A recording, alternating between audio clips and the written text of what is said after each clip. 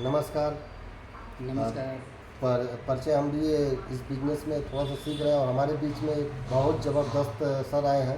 और सर से मैं कितने बार मुलाकात हुई और डायरेक्ट सेलिंग में सर के परिचय मैं आपको दे दूं। सर पहले एक पेट्रोल पंप पे थे, पेट्रोल पंप के मालिक होके इस बिजनेस में आए। सर 5 साल प्रधानी भी किए और इसके बाद डायरेक्ट सेलिंग में आए। तो सर से थोड़ा सा हम बात करेंगे। सर डायरेक्ट सेलिंग आप किस लिए किए, क्या क्या विजन देखे और डायरेक्ट सेलिंग में आप आ गए। सर आप तो पहले इतने कारोबार में व्यस्त थे, आपके पास टाइम नहीं था, लेकिन डायरेक्ट सेलिंग किस चीज़ पे आए और किस मियारी पर कौन लाया सर, तो इसके बारे में थोड़ा हमारे व्यूअर को बताइए सर। बहुत बहुत धन्यवाद सर, धन्यवाद। जेपी सर, आपने हमको इतने बड़े मंच पे इनवाइट किया और इसके लिए जितनी प्रशंसा की जाए आपकी कम है जी। मैं बताऊं कि शुरुआत मैंने जो किया था ट्रेडिशनल बिजनेस से किया था। सन 87 में हमने ग्रेजुएशन लिया और 3 साल हमने पशुपालन विभाग में काम किया एज ए स्टाफ मैन। जी सर, जी सर।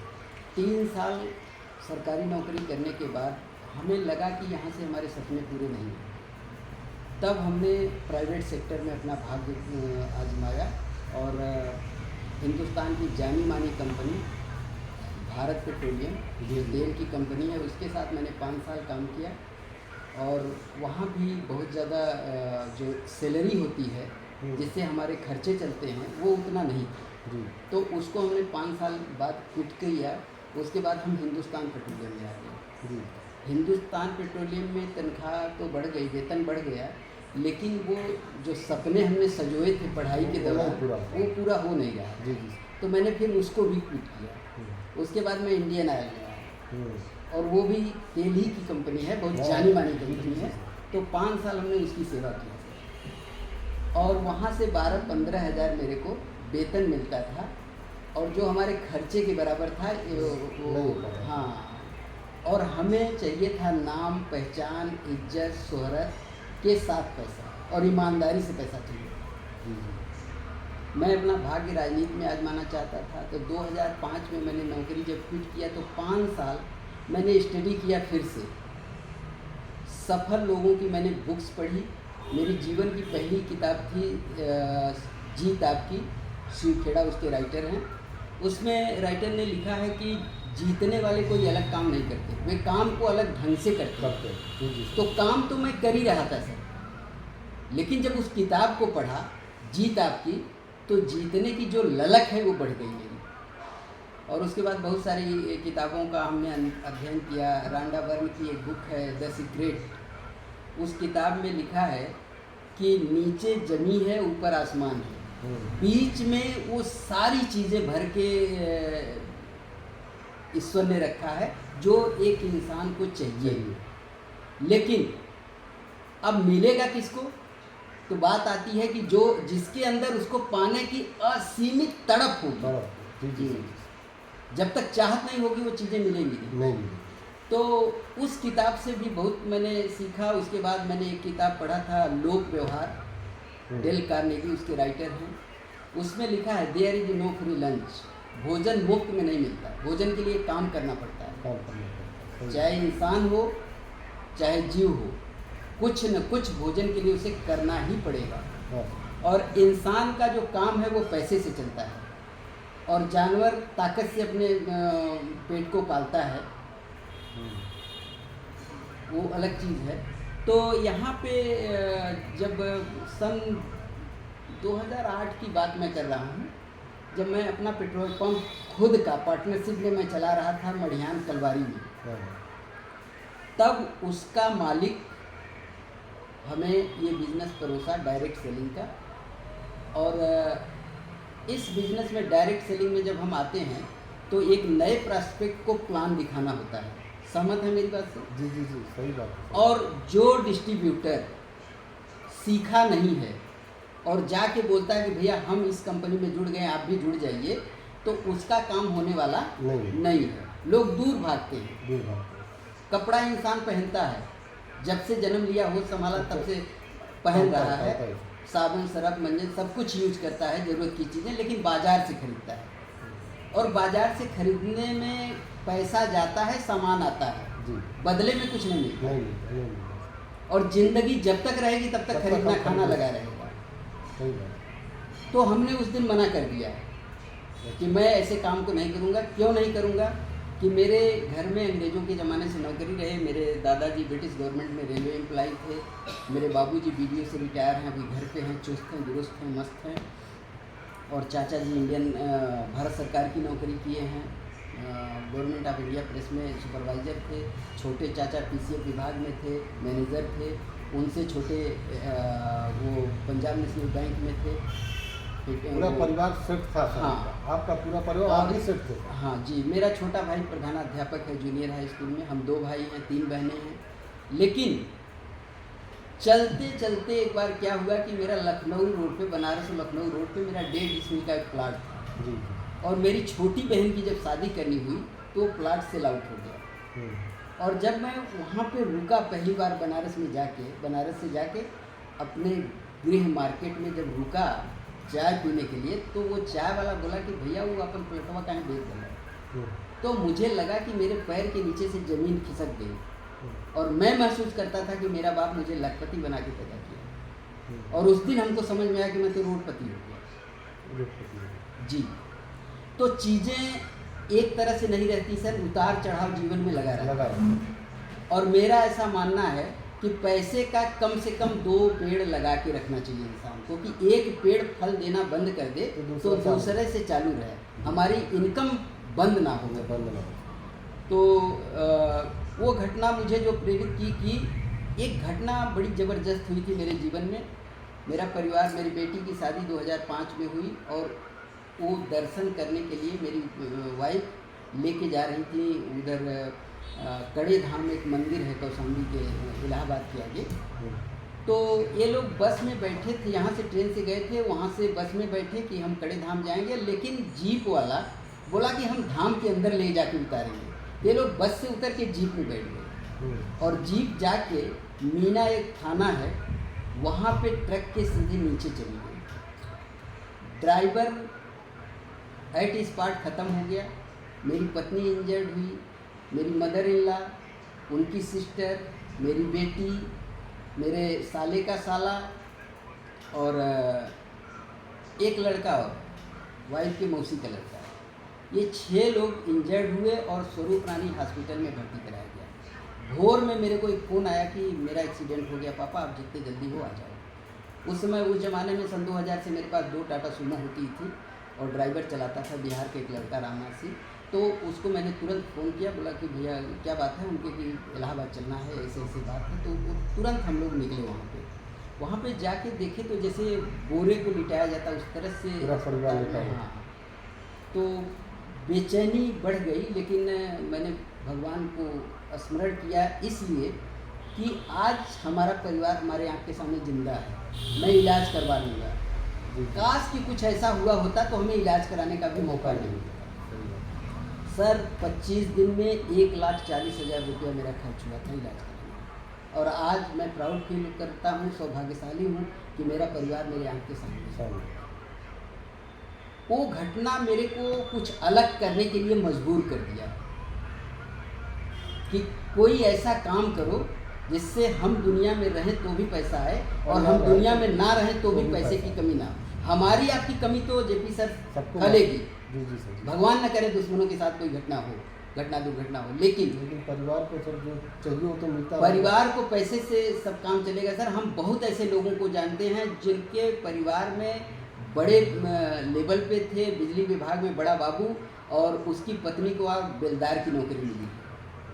जिस पद पे हम होते हैं वो चीज़ हमारे पत्नी को नहीं मिलती, हमारे बच्चों को नहीं मिलती। चपरासी से भर्ती होना पड़ता है, 10,000, 15,000, 20,000 के लिए मिलेगी नहीं मिलेगी ये भी गारंटी नहीं है सर। हम ड्यूटी पीरियड में हम ऑफ हो गए तब हम बच्चों को नौकरी मिलेगी, लेकिन जो ग्रेजुएशन में रहेंगे उसी तरह से उनको नौकरी भी मिलेगी। तो सर इसमें लोगों को डायरेक्ट सेलिंग के बारे में थोड़ा सा बताइए। लोग डायरेक्ट सेलिंग से भागते हैं, बोलते हैं बेकार काम है। आप अपनी पूरी रामचरितमानस ही बता दिए लोगों को कि आपकी स्थिति क्या है। पहले से आप ऐसा नहीं कि डायरेक्ट सेलिंग में आने के पहले आप कोई बेकार थे, पेट्रोल पंप पे नौकरी किए, खुद का पेट्रोल पंप, पूरा परिवार का। तो लोगों को डायरेक्ट सेलिंग से आज के डेट में सर राजा तालाब में पशुपति फिल्म स्टेशन है। जी सर। वहाँ पे मेरा शेयर है और एक पंप है रापटगंज मधुपुर में श्यामशिला फिलिंग स्टेशन के नाम से, उसमें मेरा शेयर है। मैं महीने में 1 बार जाता हूँ, 2 बार जाता हूँ, मेरी मर्जी है तो जाता हूँ, मेरी मर्जी नहीं है तो मैं नहीं जाता हूँ। हिसाब मंगा लेता हूँ, वहाँ पे मैनेजर हैं, स्टाफ हैं, यहाँ पे मैनेजर हैं, स्टाफ हैं। मैं महीने में 1 बार जाके देख ताक देता हूँ। और आज भगवान ने उस लायक बनाया है कि हम एक जगह बैठ के 4 पंप चला सकते हैं सर। ये पंप चलाना मेरे लिए चुटकी बजाने के बराबर अरे वाह सर। है। और डायरेक्ट सेलिंग में मैं आया तो प्लान देख के आया सर। प्लान। हाँ, 2 बार मैंने डांट के हटा दिया था। एक बार तो अपने पार्टनर को, वीरेंद्र सिंह को, हमने कहा कि नहीं, हम 10 लाख रुपया लगा के आपके साथ काम कर रहे हैं और आप हमें बिजनेस बता रहे हो। तो बोला कि नाराज़ मत होइए भैया, मत करिए आप। तो चूँकि प्लान नहीं दिखाया था, वो हमें ऐसे बता दिया। हाँ, किट दिखाया था। उसके बाद मेरे फूफा जी आए मेरे पास, वो बोले कि एक बिज़नेस है, ज्वाइन कर लीजिए। 1500 हमके क्या करना, क्या 1500 रुपया देना है, ये कपड़ा है 3 पैसे का। तो मैंने बोला कि कपड़ा आप पहन लीजिएगा और पैसा हमसे ले लीजिए, और इस ढंग का काम मैं करने वाला नहीं हूँ। लेकिन एक दिन मैं अपने ऑफिस पे तरना में बैठा था और मेरे फैमिली डॉक्टर हमारे पास एक लड़की को भेजे और उसने हमें मार्केटिंग प्लान दिखाया। और वो प्लान देखने के बाद मेरे दिमाग में एक बात चली गई कि यहाँ जाने के लिए कुछ नहीं, लेकिन पाने की असीमित क्षमता है। जितना आप चाहेंगे उतना कमा सकते हैं। तो वो प्लान देखने के बाद मेरे दिमाग की बत्ती जल गई कि इस काम में कोई हेरा फेरी नहीं है, किसी के साथ चीटिंग बार्गेनिंग नहीं है। आया तो बेस्ट, नहीं तो नेक्स्ट। और हमें बताया गया कि 2 लोगों को इसमें ज्वाइन कराना पड़ता है, जोड़ना पड़ता है, उनको सिखाना पड़ता है, उनको आगे बढ़ाना पड़ता है। तो मैंने कहा पूरा हिंदुस्तान खाली है, 2 आदमी तो मिल ही जाएंगे। मैंने सर ज्वाइन किया और ज्वाइन करने के 1 हफ्ते के बाद मुझे एक ऐसे डायनामिक पर्सनालिटी को मिलवाया गया जिनको देखने के बाद no if, no but, no cut, मैंने ये मान लिया कि यही वो आदमी है जो मेरा गुरु बन सकता है। उसके पहले मैं किसी को गुरु नहीं मानता था। उस व्यक्ति का नाम यहाँ लेना चाहूँगा। व्यक्ति क्या कहें, वो महान शख्सियत हैं, आज पूरे हिंदुस्तान के चहेते हैं। उत्तर प्रदेश के इकलौते star ruby mister D Kumar ji हैं, और उनके द्वारा ये बिज़नेस मुझे मिला। और पहली बार मैंने जीवन में किसी को गुरु बनाया। और गुरु बनाया तो गुरु ने हमसे इतना ही कहा था कि प्रधान जी इस सिस्टम में बने रहिएगा, आप चरम पे जाएंगे, चोटी पे जाएंगे। मैंने कहा सर आपसे वादा करता हूँ कि इस नेटवर्क मार्केटिंग के अलावा, इस डायरेक्ट सेलिंग के अलावा आप कभी ये नहीं सुनेंगे कि किसी दूसरी कंपनी को मैंने ज्वाइन किया। और मैं आज ऑडियंस को ये बताना चाहूँगा कि एक मधुशाला किताब लिखा है हरिवंश राय बच्चन ने। उन्होंने कहा, उस किताब में एक लाइन है कि एक व्यक्ति पता पूछ रहा था मधुशाला की, तो उसने कहा, राइटर बोले हैं कि राह पकड़ तू एक और काम कर तू नेक, और चलता चला जा, चलता चला जा, चलता चला जाए, मिल जाएगी मधुशाला, मिल जाएगी मधुशाला। तो जब एक रास्ते पर हम चलते हैं तो मंजिल हमको जरूर मिलती है। और हम भटकते हैं, कभी दिल्ली की तरफ जाएं, कभी बम्बई की तरफ जाएं, कभी कलकत्ता की तरफ जाएं, तो हम नेटवर्क मार्केटिंग में सफल हो ही नहीं सकते, या मंजिल पे नहीं पहुंच सकते, ऐसा हमारा मानना है। और सफलता का एक ही राज है कि अपने जो नियरेस्ट अपलाइन हैं, अगर वो सक्षम हैं तो उनसे सीखिए, अगर वो सक्षम नहीं है तो उनसे ऊपर एक आदमी है, उनसे ऊपर एक आदमी है, उनसे ऊपर एक आदमी है। आप देखिए एक्टिव, इफेक्टिव और ग्रोइंग जो लीडर है आपके ऊपर, आप उससे संपर्क बनाइए और उनके गाइडलाइन में काम करिए, आपको 100% सफलता मिलेगी। 2010 में मैंने अपने को चेक करने के लिए ग्राम प्रधान का चुनाव लड़ा था और सोचा कि ईमानदारी से काम करूंगा। तो मैं पहली बार जीवन में किसी चुनाव को अप्लाई किया था कि मैं चुनाव लड़ूंगा। तो फर्स्ट अटेम्प्ट में मैंने 108 वोट से चुनाव जीता था, और 5 साल में जो 65 साल में हमारे गांव में नहीं हुआ था वो मैंने 5 साल में कर दिया। और जब हमारा कार्यकाल ख़त्म हुआ और मैं मूव किया गांव से शहर की ओर, तो मेरे ऊपर 30,000 का कर्जा भी था। ऐसा प्रधान था। लोग कहते हैं प्रधान लोग बहुत लूटते हैं, बहुत ये करते हैं, वो करते हैं, लेकिन मेरा ऐसा मानना है कि जो पैसा फंड आता है गांव में, वो गांव का पैसा होता है, उसको आपको छूने का अधिकार नहीं है। आपका जो मानदेय है वो आप लीजिए और बाकी गांव का पैसा गांव में उड़ेल दीजिए, गांव शहर जैसा हो जाएगा। अगर गांव का सारा पैसा गांव में लगा दिया जाए तो गांव शहर से कम नहीं रहेगा। नहीं। तो 5 साल हमने ग्राम प्रधान का पद संभाला और बखूबी उसका निर्वहन किया सर। और तो डायरेक्ट सेलिंग में कब से है सर आप? डायरेक्ट सेलिंग में हम तो जुड़ बहुत पहले गए थे, लेकिन जैसा कि लोगों का डाउट होता है वो हमारा भी डाउट क्लियर नहीं था। मैंने कंपनी जाके भीलवाड़ा विजिट किया 2016 में। 2014 में ये बिजनेस हमको मिला था, 2016 में हमें कंपनी देखने का मौका मिला। लेकिन जीवन में बहुत सारा चैलेंज होता है इंसान को। पूरे परिवार का शहर का खर्चा 35-36 हज़ार 40 हज़ार का खर्चा होता है, उसको देखते हुए मुझे डायरेक्ट सेलिंग करना है। और डायरेक्ट सेलिंग में शुरुआत में पैसे कम आते हैं और इसीलिए लोग छोड़ के भाग जाते हैं, क्योंकि बोलते हैं भैया वहाँ तो इतना, यहाँ तो पैसे ही आता नहीं। तो मैं उनको बताना चाहूँगा जो लोग पैसे के लिए आरसीएम बिजनेस को कर रहे हैं, पैसे के लिए करेंगे तो शायद मुश्किल होगी, लेकिन अगर आज़ादी की दीवानगी को लेके वो काम करेंगे तो रूबी, डायमंड, सफ़ायर चुटकी बजाने के बराबर आप चलते चलेंगे। जैसे एक किसी बिल्डिंग में जाना है तो एक लिफ्ट लगी, एक सीढ़ी लगी, तो आपके सामने दोनों ऑप्शन है। लिफ्ट से जाएंगे तो जल्दी पहुंचेंगे, लेकिन लिफ्ट रास्ते में बंद हो सकती है। लेकिन सीढ़ी से जाएंगे तो कदम बाई कदम आप चढ़ते चले जाएंगे, आप मंजिल तक पहुंच जाएंगे। तो वही है डायरेक्ट सेलिंग। और यहाँ पे बस एक ही बात मैं कहना चाहूँगा लास्ट में कि मंजिलें उन्हीं को मिलती हैं जिनके सपनों में जान होती है, और पंखों से कुछ नहीं होता, सिर्फ हौसलों से उड़ान होती है। तो बहुत बहुत धन्यवाद करेंगे सर। अभी नए व्यक्तियों को आप बताइए, इस डायरेक्ट सेलिंग में लोग आएँ और इसके बाद हम लोग जो डिटेल, सर अपना नंबर आप वीडियो हमारे बता सकते हैं कि अगर आपको किसी से बात करना तो आपका नंबर। अगर हमें आप फ़ोन से बात करना चाहते हैं तो मेरा नंबर है 9044 050 903। अभी बनारस जैसे शहर में सर्किट हाउस के बगल में मेरा 2 मकान है, 2 बेटे हैं, तो दोनों के लिए मैंने मकान बनवा दिया। आपके ही बगल में मेरा खाली प्लाट भी है 9 हिस्से का, बड़ा लालपुर में। और दोनों बच्चे हमारा, एक हिंदुस्तान पेट्रोलियम में सर्विस कर रहा है और एक रियल इस्टेट में है बॉम्बे में। परिवार पूरा सेट है सर। और आज मैं सौभाग्यशाली हूँ कि मेरा पूरा परिवार मेरे आंखों के सामने है।